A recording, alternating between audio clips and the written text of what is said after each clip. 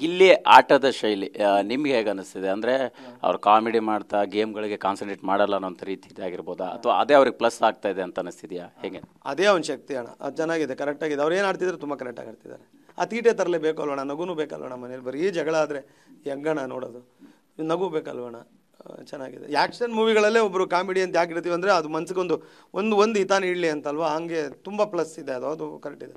ನಿಮ್ಮಿಂದನ ಅದನ್ನು ತುಂಬ ನಿರೀಕ್ಷೆ ಮಾಡಿದ್ರು, ನಿಮ್ಮದೇ ಆಗಿರ್ತಕ್ಕಂಥ ಅಭಿಮಾನಿಗಿದ್ರು.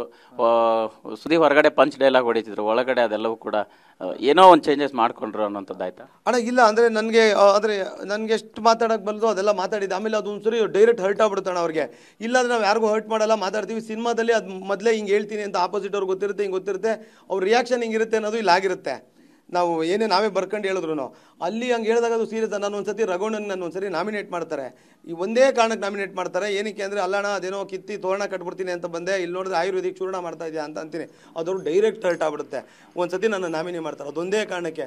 ಬಂದಾಗ ಏನಣ್ಣ ಇವ್ರನ್ನೆಲ್ಲ ಕಿತ್ತಿ ತೋರಣ ಕಟ್ತೀನಿ ಅಂತ ಬಂದೆ, ಇಲ್ಲಿ ನೋಡು ಆಯುರ್ವೇದಿಕ್ ಚೂರ್ಣ ಮಾಡ್ತಾ ಕೂತಿದ್ಯಾ ಅಂತ.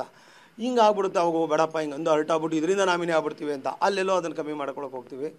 ಅದೆಲ್ಲೋ ಎಡವಟ್ಟುಗಳಾಗುತ್ತೆ. ಈಗ ನೀವು ಲವ್ ಮಾಡಿ ಮದುವೆ ಆಗಿರೋಂಥದ್ದು, ಸೊ ಒಂದಿಷ್ಟು ಹೇಳ್ತಾ ಇದ್ರೆ ಅಂದರೆ ಆ ಯೋಚನೆ ಕೂಡ ನನ್ನನ್ನು ಪ್ರತಿದಿನ ಕಾಡ್ತಾ ಇತ್ತು ಅನ್ನೋದು. ಜೊತೆಗೆ ಈ ಬಿಗ್ ಬಾಸ್ ಮನೆಯ ಲವ್ ಸ್ಟೋರಿಗಳನ್ನು ನೋಡಿದಾಗ ನಿಮ್ಗೆ ಹೇಗೆ ಅನಿಸ್ತಿದೆ, ಅಲ್ಲಿ ಏನು ನಡೀತಿದೆ ಅಂತ ಅನಿಸ್ತಿದೆ?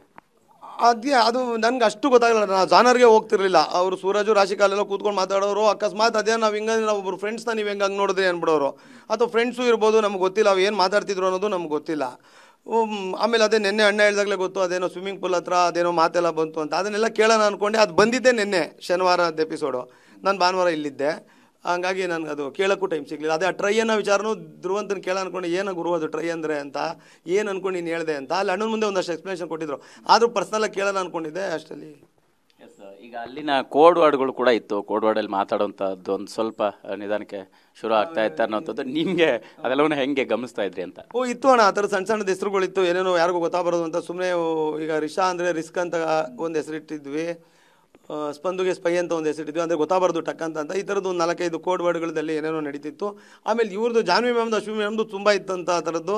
ಅದು ಮೊನ್ನೆ ಅಣ್ಣ ಹೇಳುವಾಗಲೇ ಗೊತ್ತು. ಆಮೇಲೆ ಅಭಿಷೇಕಾರಿಲ್ಲ ಅವರಿಬ್ಬರೇ ಜಗಳದ ಬರದಲ್ಲಿ ಕಕ್ಕಿದ್ರು, ಆಗಲೇ ಗೊತ್ತು ನಮ್ಗೆ, ಇದೇನೋ ಡ್ರೆಸ್ಸಿಂಗ್ ರೂಮಲ್ಲಿ ಏನೋ ನಡೆದೈತೆ ಅಂತ.